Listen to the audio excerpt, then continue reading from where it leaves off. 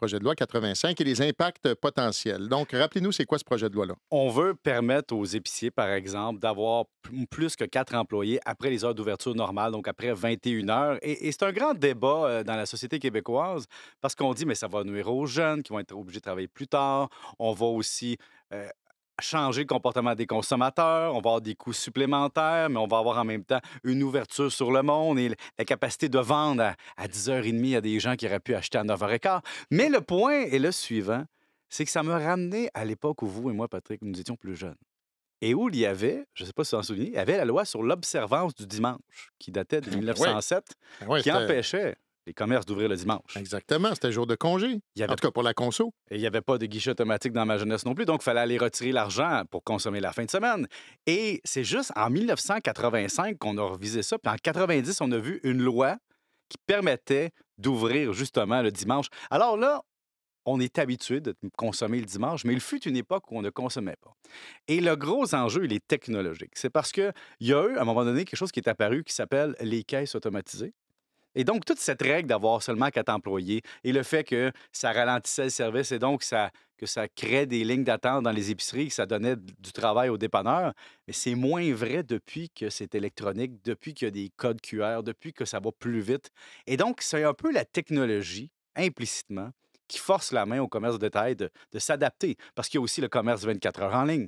Et donc, on va vivre ça. Le problème, c'est effectivement qui va payer le prix de ça. Peut-être deux types, pas les dépanneurs style couche-tard, mais des dépanneurs de coin de rue qui profitaient de facteurs du genre la proximité, la capacité d'avoir une disponibilité près de la maison.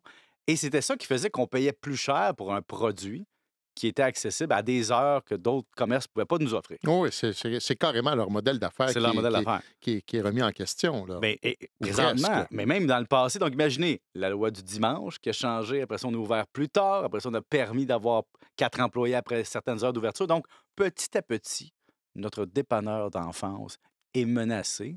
Et il y a les couches-tard, oui, mais les couches-tard, c'est une autre affaire, hein. On est dans une entreprise qui génère 2,7 milliards de dollars de profits américains annuellement. Même s'il y a des baisses à cause, évidemment, du prix de l'essence, il y a quand même un modèle d'affaires qui est basé sur le fait qu'on attire les jeunes avec de la slush ou autres produits. On les attire dans le commerce. Après ça, le jour où ils ont une voiture, on les attire avec de l'essence et ça crée de la consommation. Et Couche-Tard a un avantage sur les petits dépanneurs. C'est Couche-Tard et Circle K et autres ont l'avantage de pouvoir vendre l'espace tablette. C'est-à-dire, quand vous avez, par exemple, 16 000 établissements dans le monde, vous pouvez dire à Pepsi, écoute, on va en vendre du Pepsi. Mais là, il y a une notion d'affaires qui va s'établir et il y a un coût qui va s'établir et on va vous établir à tel endroit dans toutes nos succursales. Coca-Cola, même chose. Et donc, Ouais, tout Couche-Tard, ça est monnayé, là. tout ça est monnayé. Donc, dans l'épicerie, c'est la même chose, hein. Pourquoi les produits des grandes marques sont bien visibles? C'est parce que c'est monnayé. L'espace tablette vaut quelque chose. Donc, on est ailleurs du petit dépanneur chez Gertrude ou chez Gérard qui, lui, dans le fond, fait simplement acheter des produits et les revendre. Et donc, c'est pour ça que c'est un peu plus, disons-le, menacé avec l'ouverture plus tard, avec plus d'employés. Hmm. Bon, là, vous vouliez faire un parallèle entre la relation de couple et le cycle de vie d'un produit. Oui, c'est important parce que je me suis Il nous dit, reste 2 minutes. ça Là. prend un nouvel Sur la angle. Saint-Valentin est remarqué demain, Oui. donc ça vaut peut-être la peine de faire le tour. Et je vais faire un lien avec Julien rapidement, c'est de dire que dans le fond, un couple, c'est comme un cycle de produits, hein. La phase de création, de développement, c'est quand on s'attire, on se touche, on s'aime. Ça, tout le monde a vécu ça quelque part dans sa vie. Mais la phase de lancement, c'est là qu'on s'établit comme couple. Qu'on dit, comme le produit, là, on le met en marché, puis on dit il existe. Mais à ce moment-là, on n'est pas en train d'acheter une maison, cotiser au REER puis faire des enfants, normalement, à moins d'un accident, ça arrive. Et il y a la phase de croissance. Mais pourquoi je vous parle de tout ça? C'est parce que dans la phase de croissance, c'est là que le couple, on investit, hein. On fait des enfants, on achète une maison, on a des projets de vie. C'est la même chose avec des produits. C'est dans cette phase-là qu'on développe un produit à grande échelle, qu'on investit beaucoup en entreprise. Et après ça, on tombe dans la phase de maturité. Pourquoi je vous amène avec le couple et le produit? C'est quand on arrive en phase de maturité, il faut se renouveler. Même chose le produit, un iPhone 14, 15, 16, plus gros écran. Bon, pourquoi je parle de ça? C'est parce que dans votre stratégie de couple, ça prend une compréhension de où vous êtes dans la phase de produit. Donc, quand on est à maturité, on a moins de temps, on a une maison, on a des enfants, on est rendu qu'il faut se renouveler, hein, se réinventer. Et donc, rapidement, Julien, j'ai utilisé l'intelligence artificielle Oui. hier et ce matin pour tenter des choses. Donc, première des choses, j'ai demandé à DeepSeek de me faire une journée romantique à Montréal. Le 14 février, c'est déjà réglé. J'ai rien à faire. On me dit d'aller prendre un petit déjeuner à l'Amour du Pain, de faire une balade dans le Vieux-Montréal, de patiner au Vieux-Port. En après-midi, atelier de créatif pour ressouder le couple, peut-être de la céramique ou une décoration de gâteau, petit déjeuner gourmand après ça au Time Out Market, et on m'amène dans une visite culturelle au Musée des Beaux-Arts et au Jardin botanique. Après ça, on me dit...